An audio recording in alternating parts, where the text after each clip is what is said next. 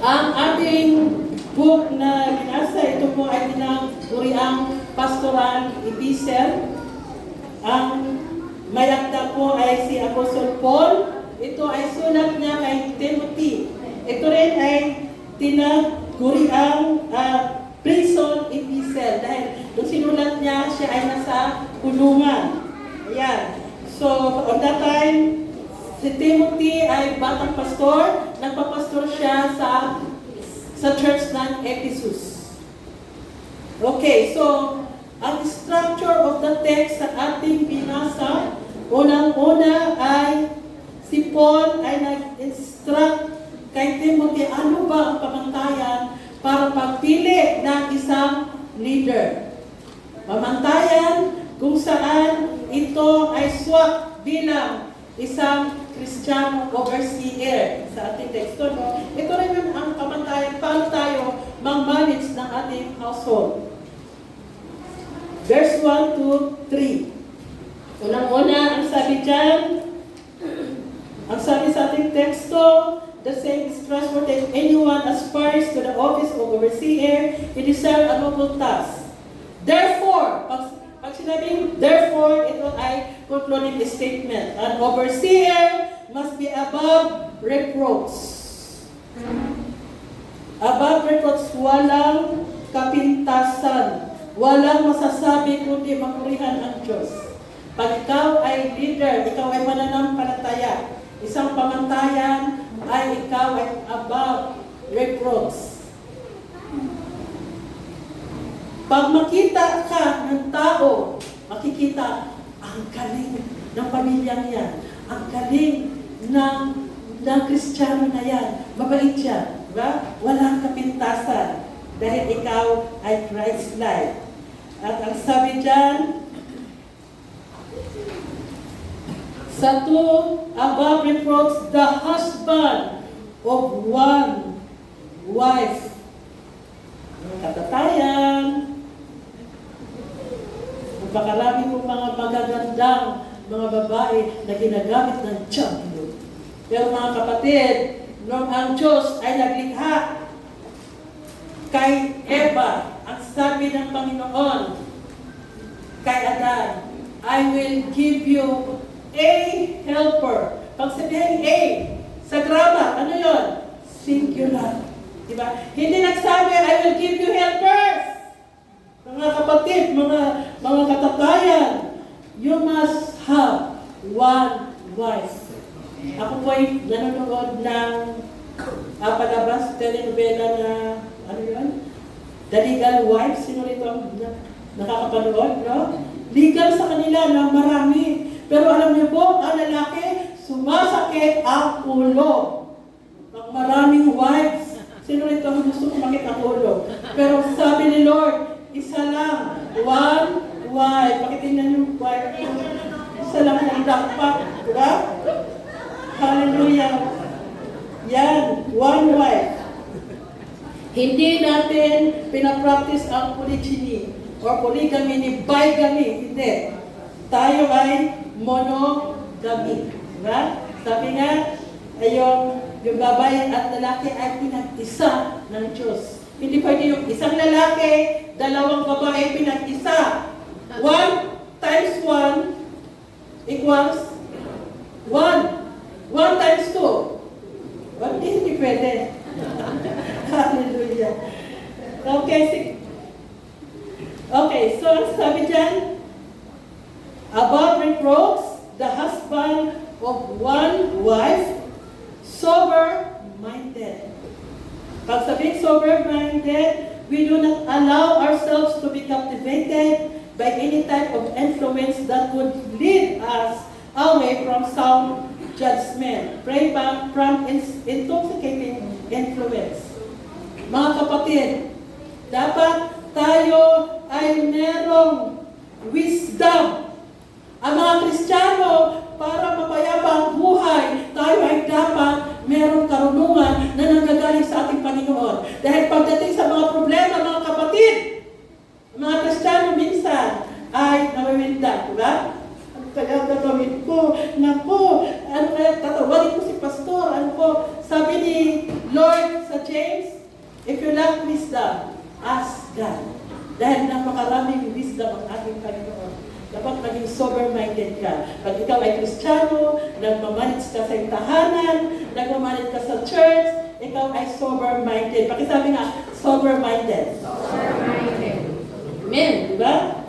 Ikaw ay sober-minded. Si Solomon, nung hiningi, ang Diyos ang kanyang request, ang sabi niya, karunungan. Ang Kristiyano dapat ay marami karunungan. Diba?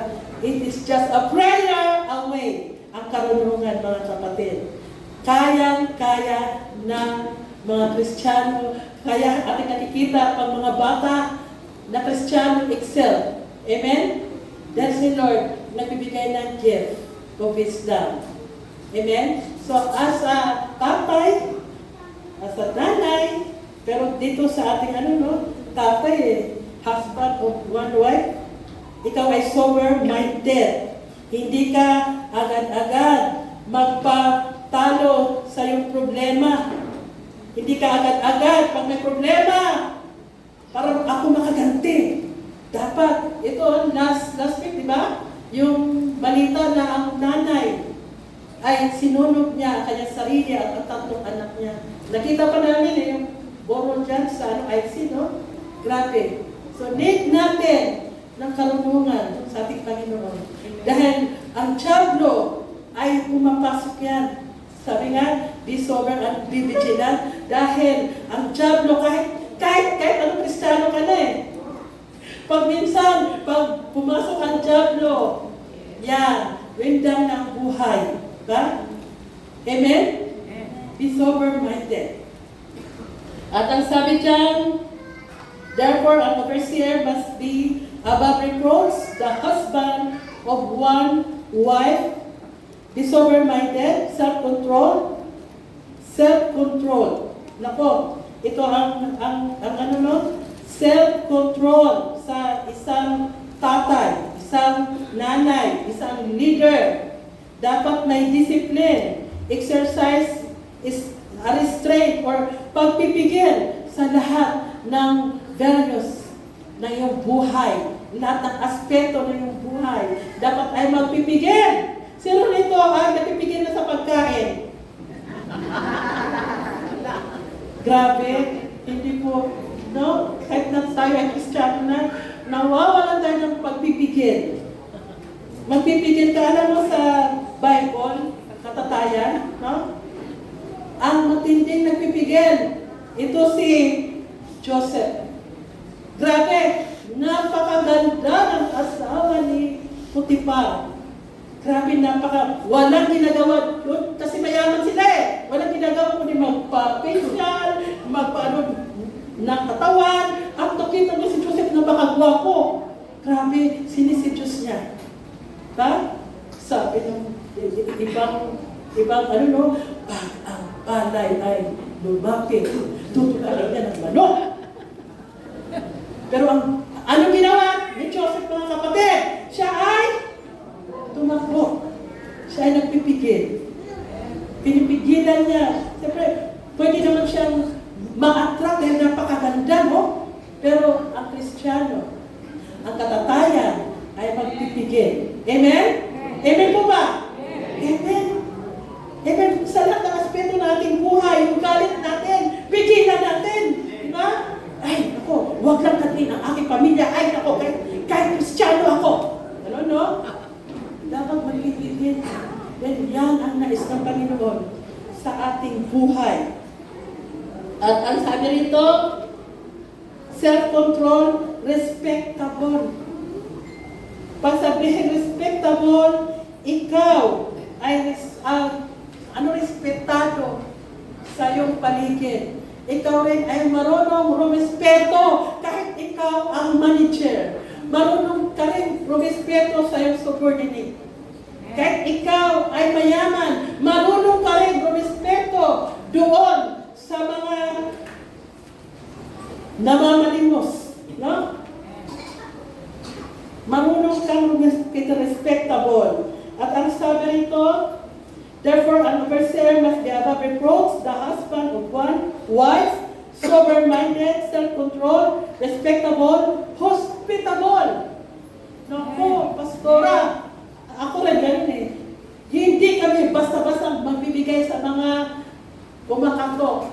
Dahil ngayon ay napakaraming budol. Diba?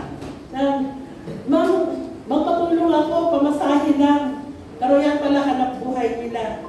Pero mga kapatid, minsan, ang Panginoon, nagpapadala yan ng anghel. Baka mamaya, yung tinangkihan mo, padala ni Lord yun. Diba? We Christian must be hospitable. Amen? Dapat hospitable. Tayo ay kaya nga tayo tumataba eh. Diba? Sa hospitable, halika sis, maraming pagkain dito. Diba? Yan.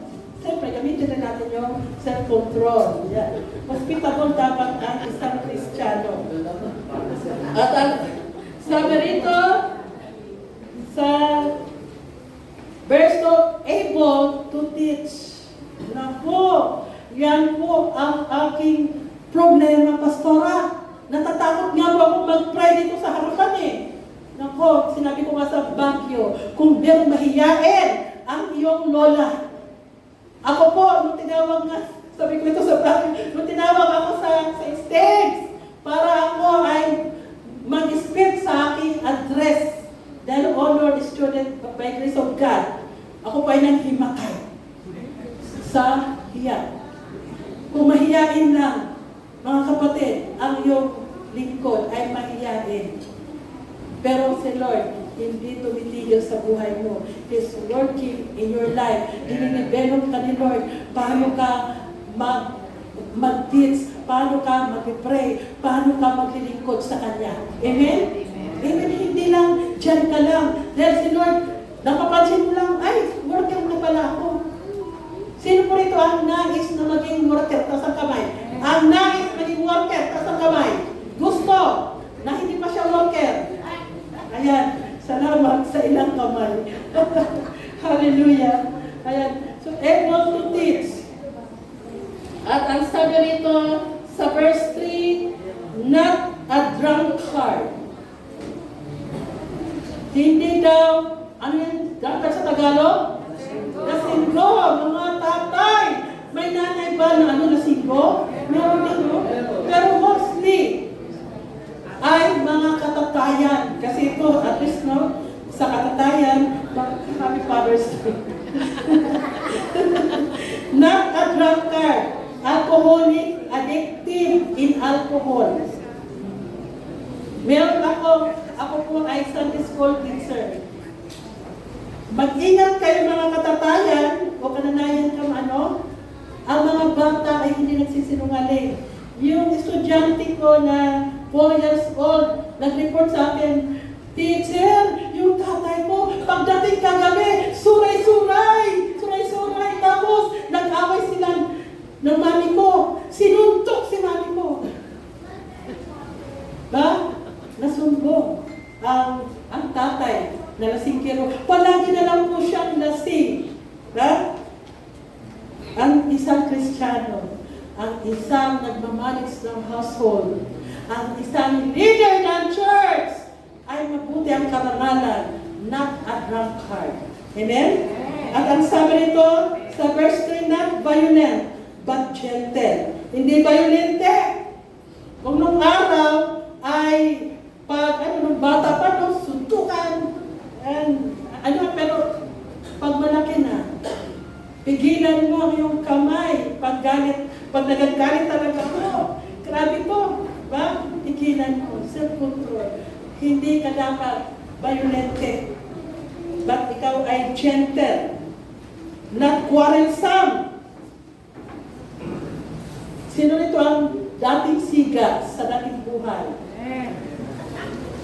Di ba? Pag sabihin ang pamilya ko, kilala kami doon. Siga kami. Takot sa amin ang mga taong may tiyan kasi masiga kami sa kanila. Diba? Na quarrelsome. Hindi maintin ang ulo. Pastora, yung asawa ko, nakakilala na nga sa Panginoon, pero maintin pa rin ang ulo. Hello! Tayo ay, hindi dapat tayo violent. Hindi tayo not quarrelsome, no? Next slide. No? Not quarrelsome. Hindi. Pag nanay ka, hindi maiwasan na bungangera. So, ang babae kasi, mga kapatid, gawain mo na lang mga lalaki. Marami kaming sa utak. Grabe, ang babae, napakaraming words siya. That is at nature. Maraming words na sinasabi yan araw-araw. Kaya sa lalaki, 50% lang sa lalaki. Kaya makita mo, ang babae, parang nagtatax. Nag-prints na walang outline. Diba? Tama po. Ngayon, ang babae, you are also subjected for that self-control and not quarrelsome. Dahil yung mga pagbubunga nga ay umpisa yan ng away. Diba? Pag minsan, maliit lang na bagay, napupunta doon sa away na. Diba? Not a quarrelsome. Ito ang pamantayan ng isang Kristiyano. Pamantayan ng isang tatay. Pamantayan rin po sa isang nanay. Ito ay pamantayan sa isang leader ng church. Yung mga hindi nagme-ministry, ang gusto ni Lord, lahat tayo ay may gampanin sa church. Amen? Lahat tayo ay dapat merong ministry. Diba? Ay, pastora, ano ba ang aking ministry? Alam ni Lord yan. Along the way, gagamitin ka ni Lord. Hindi mo lang alam. Ako nga, dati mga kapatid, sabi ko, doon na ako palagi sa program. Nasa likod kami, alam ni Pastor Edmar, magkasama kami noon, nasa likod lang ako, takot ako magsalita, takot ako mag-pray. Kasi nakakatakot naman talaga. Diba, sabi nga, naghimatay na ako eh. So, ganun. Pero si Lord, ang na-develop. At ang sabi nito, sa verse 3, not a drunkard, not violent, but gentle, not quarrelsome, not a lover of money. Gustong kumita sa madaling paraan. Gustong kumita ng marami para yumaman. Sino rito ang gusto yumaman? Amen. Lahat tayo gusto, di ba? Para magamit ni Lord. Pero paano yun kung ang ating buhay, i-priority na natin ang ating kayamanan, ang ating trabaho, kahit Sunday, magtrabaho kasi mabawasan ng sahod o mabawasan ng kita. Paano na ang nais ni Lord sa buhay mo na maglingkod, na makinig ng kanyang mensahe? Diba? Not a lover of money. Money is a blessing. Money ay ginagamit ni Lord yan. But the love of money is the root of all evil. Diba? Hello? Hallelujah. Ang Kristiyano ay hindi lover of money, but namimigay ng money. Amen. Namimigay ba? Amen. Nito lapit ba? Pagdating sa ang bilis kumasay. Di ba? Pag sabihin may contribution, ang bilis. Merong mission, ang bilis. Di ba? Hindi siya lover of money, but supporter. Ang money ay ginagamit niya para sa gawain ng ating Panginoon. Pero alam natin si Lord ay nag-bless. Diba? Hallelujah. Then, sa structure of the text, natin mga kapatid sa verse 4 to 5, how to manage household. Paano i-manage ang household? Napakahirap, pastora. Ang sikreto po, ito ang sikreto para mag-manage ng household. Dalhin ang pamilya sa church para makakilala sa Panginoon. Pag lahat kayo ay nakakilala na sa Diyos, hindi madali po ang pag-manage sa pamilya. Amen? Ang sabi nito, household. So, sino-sino ba ang nasa household?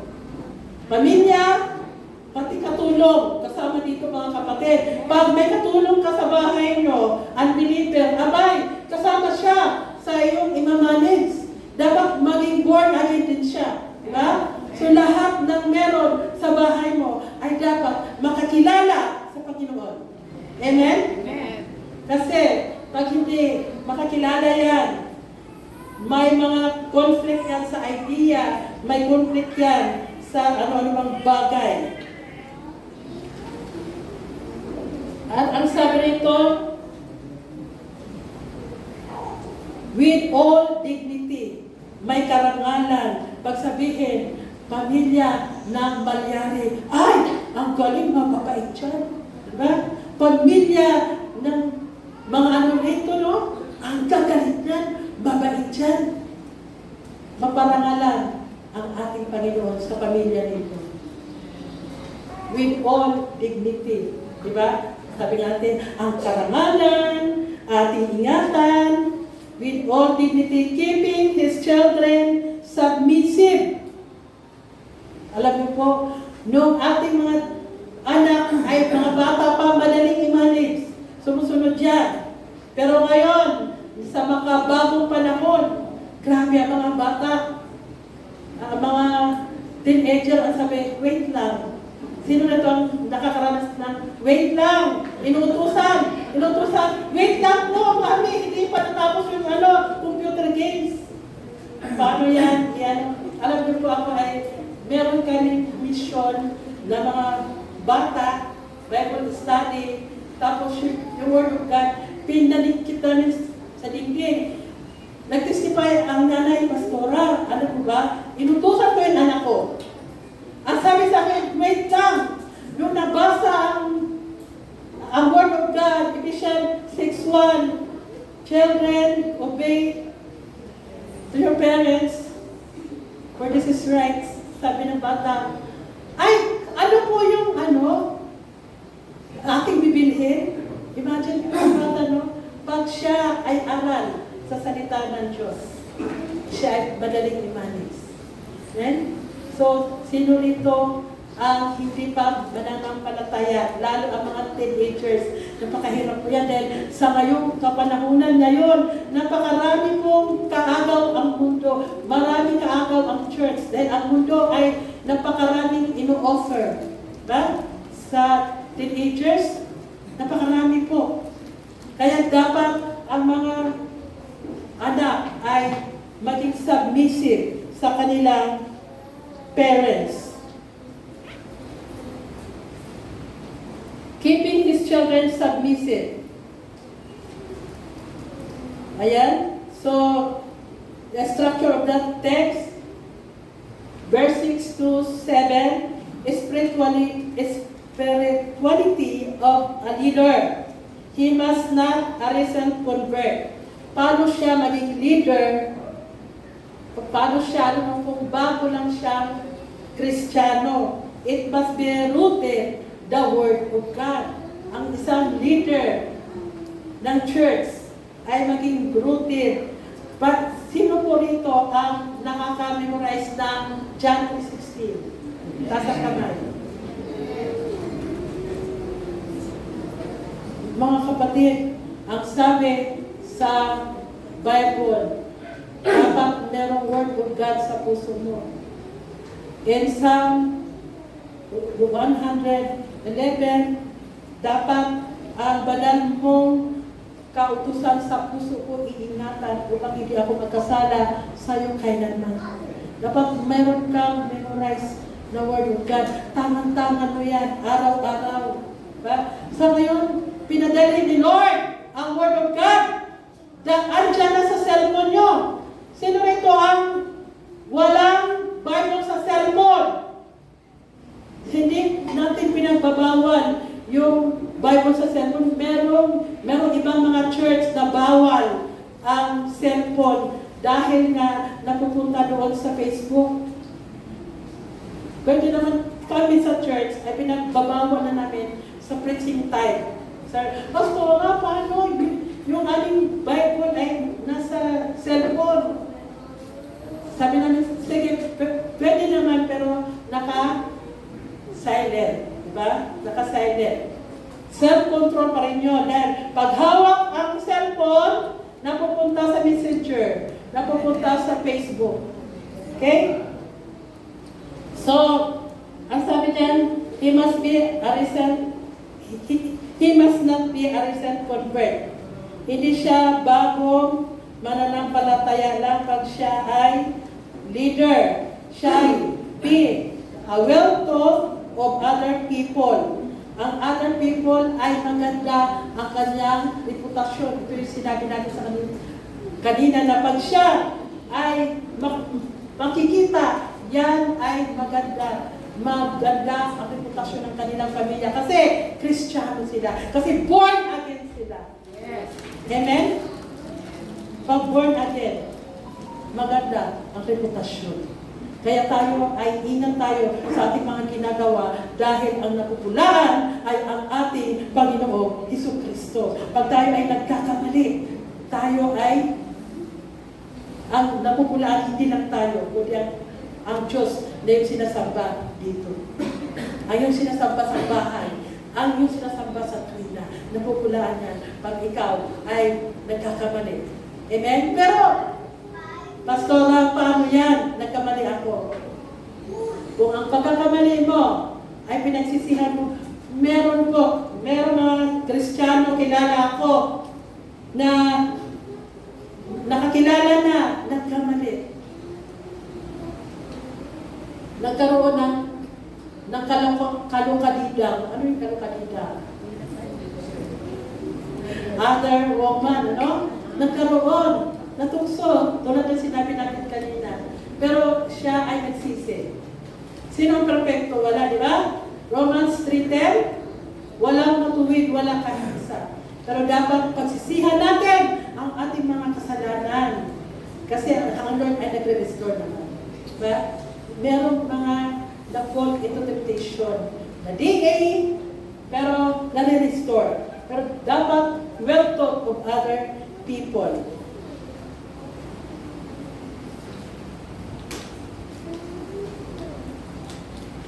Okay, so, ang theology of that text natin mga kapatid ay ang ating Diyos, our God is righteous. That is why He wants us to be righteous in us, in our deeds natin. Amen? Tinuturuan tayo kung paano mag-manage sa ating tahanan, paano mag-manage sa church. Dahil sabi nga sa verse 4, ang sabi dyan,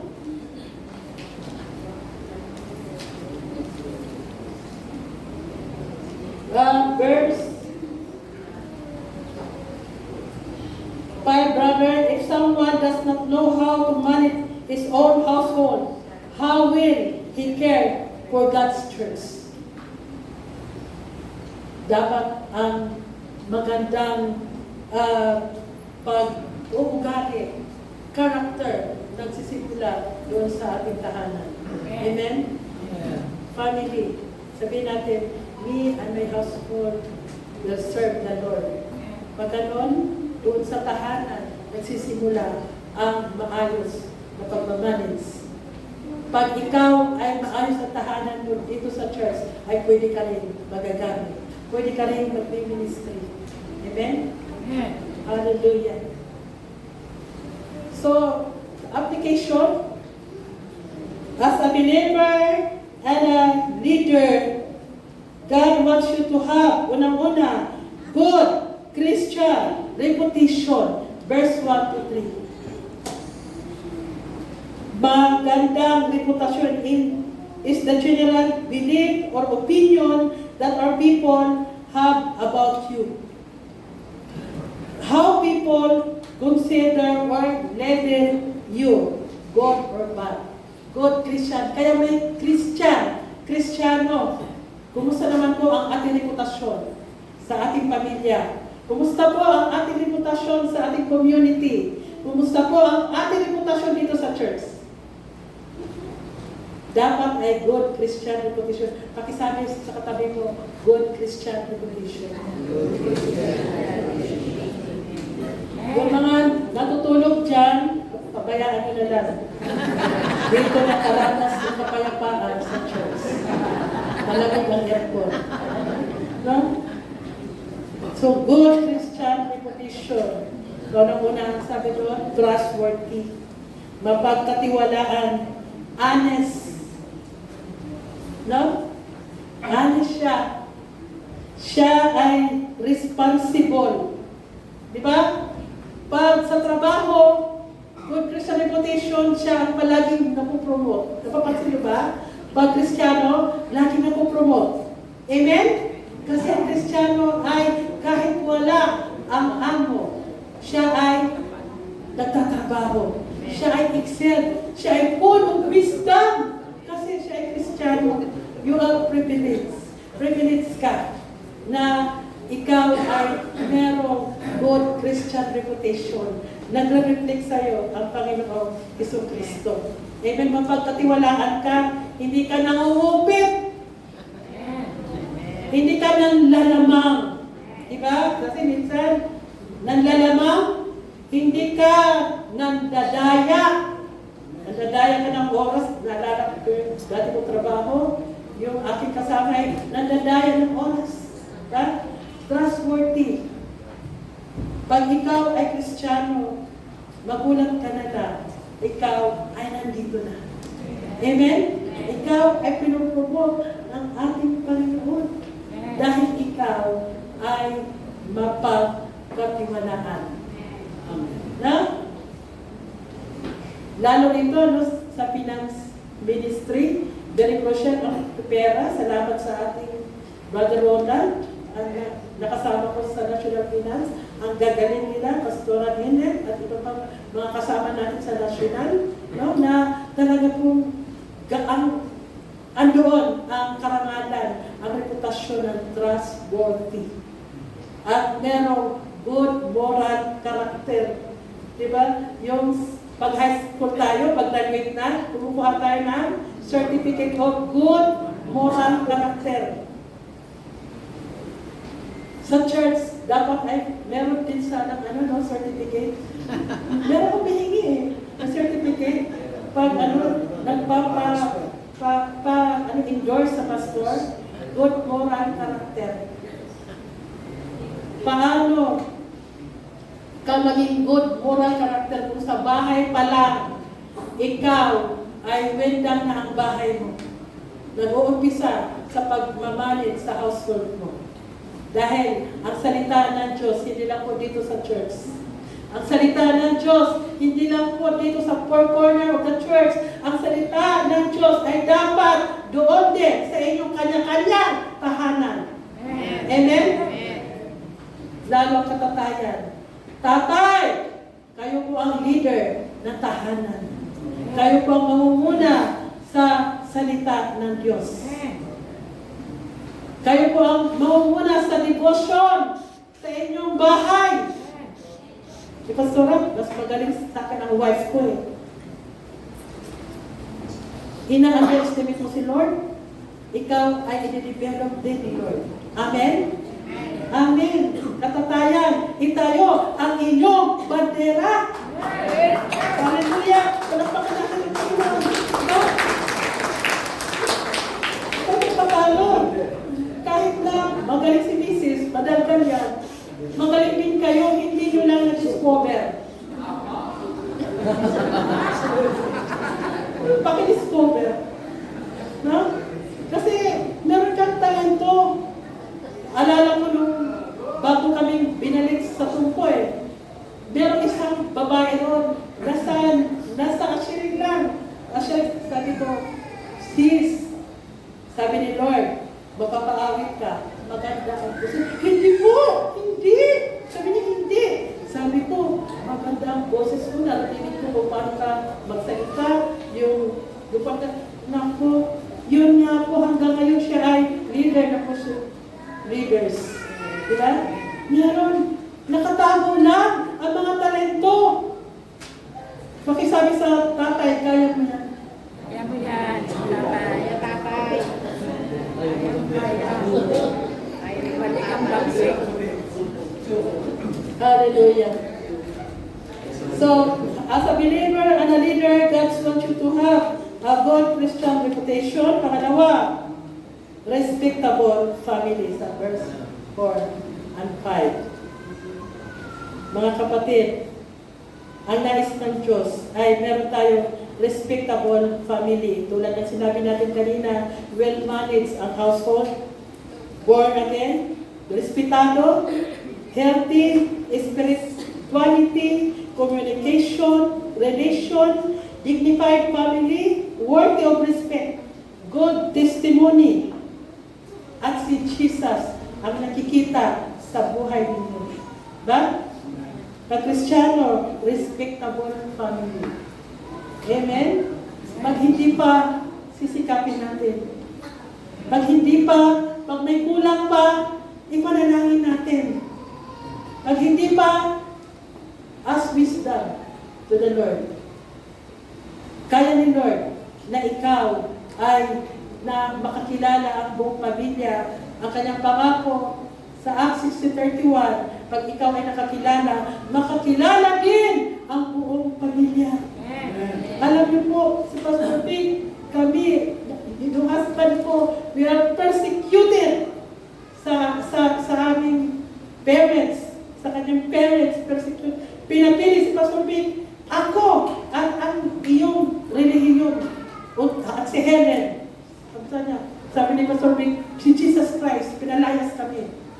Pero ngayon, after 35 years, ang parents niya, ang nanay niya, ay pinayagan na po kami na mag-akay sa pamilya. Ilan na sa pamilya nila ang nag-church. Grabe. Hallelujah. Mga kapatid, hindi, meron God's time. Ha? May God's time. Patuloy ka lang, nagpipray. Huwag kang manghinawa. Sabi sa Bible, huwag kang magsawa, huwag kang mapagod. Dahil ang Panginoon is working in your life. Akala mo lang hindi. Ba? Si Lord ang nag-work sa buhay mo. Hindi mo alam na si Lord ay para kang paso na nilino ka ni Lord. Nilino ka araw-araw. Sabi nga, binabago ka ni Lord araw-araw. Nilino ka para ikaw ay maging magandang paso. Ba? Yung mga pagsubok, mga problema sa buhay, kasama yan, kapatid. Susuko na ako, kung kailan ako naging Kristiyano, kung kailan ako na-born again, grabe, ang daming problema. Sabi ng Lord, consider it pure joy if you experience various kinds of trials. Because ang ating Diyos, ikaw ay tinitry ni Lord. Ang Kristiyano na hindi matibay, madaling mabuwan. Pag ikaw ay subok na sa panahon, pag ikaw ay subok na sa maraming problema, ikaw ay matibay na Kristiyano. Kahit ano ang darating sa buhay, caring. Caring mo yan. Pakisabi sa katabi, caring mo yan. Hallelujah.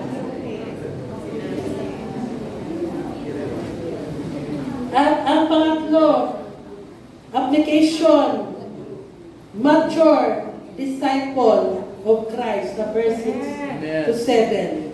Hallelujah. Mature, hindi ka recent convert, bilang leader, mature. Mature ka na. 10 years ka na dito sa church, sa Unified. Baby ka pa rin. Pag may problema, ikaw ang unang nag-walk out. Lumalabas sa pinto, nag-walk out, ayaw ko na. Baby pa rin, dumideli pa rin ang gatas. Ang nais ng Diyos sa'yo ay sikapin mo maging mature sa pananampalataya para ikaw ay magagamit. Ikaw ay maging useful sa gawain ng ating Panginoon. Mature disciple of Christ, isa rito sa pagmamanin sa ating household na maging mature ang ating member of the family. So marunong kang makinig sa God's voice, sa tinig ng ating Panginoon. Pastora, hindi ko naman naririnig na may boses ang Panginoon. Hello? The Bible is the voice of God. Amen? Kung meron kang katanungan, bakit kaya ang langit ay umiikot? Pagdating sa gabi ay madilim. Lahat ng katanungan mo, mga kapatid, nasasagot yan sa Bible. Amen?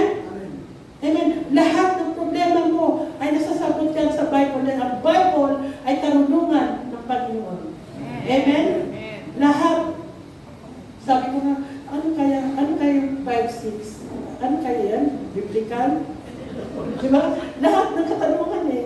So, lahat ay masasagot ni Lord.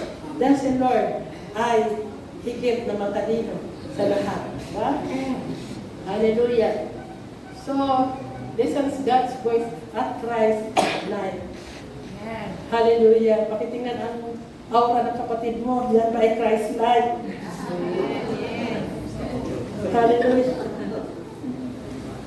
Pag Christ life, humble yan. Pag Christ life, resilient yan. Pastora, ano yung resilient? Yung matibay ba sa lahat ng panahon? Diba? Matibay yan. Tulad na sinabi natin kanina, resilient yan. Diba? Kaya-kaya yan. Kahit na ano ang mangyari, nagpapatuloy yan sa church. Hindi yan agad-agad natitisod. Hello? Oo. Pag makitaan lang ang pastor o ang kapatiran ng hindi maganda, natitisod agad. Hanap na ng ibang church. Hello? Ang anak ng Diyos, kung saan ka tinalaga, dito ka ay uhubugin ni Lord. Dito ka gawing manggagawa ni Lord. Dito ka ay magiging pastor. Pastor, ayaw ko. Alam mo kapatid, ayaw ko maging pastor kasi nagsasalita sa harap. Sabi ko, ayaw ko maging pastor.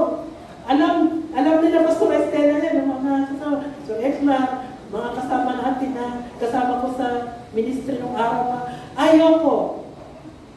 Pero si Lord, hindi mo manos si Lord. Si Lord ay ikaw ay binabago araw-araw. Ikaw ay inuhubog ni Lord. Ikaw ay ipupromote ni Lord sa paglilingkod. Amen? Sabi nga nila, hindi ka lang Zimbabwe. Maraming ministry. Sabi nga, kahit nga taga-ayos ka ng upuan, kahit magbigay ka lang ng tubig sa pastor, yan ay pagpapala yan.